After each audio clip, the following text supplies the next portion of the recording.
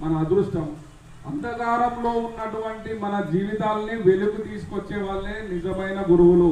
అలాంటి గురువులు దొరికినప్పుడు, అలాంటి వాళ్ళు దొరికినప్పుడు, అలాంటి గురువు మనతో పనిచేస్తున్నప్పుడు, మనతో కలిసి ఉన్నప్పుడు మనకు పెద్దవాళ్ళు ఏమన్నారు? గురు బ్రహ్మ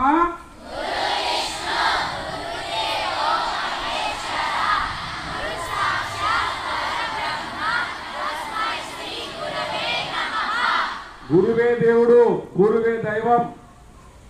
మనకు డబ్బు రావాలన్నా, మనకు తెలివి రావాలన్నా, జ్ఞానం రావాలన్నా ఎక్కడో లేదు.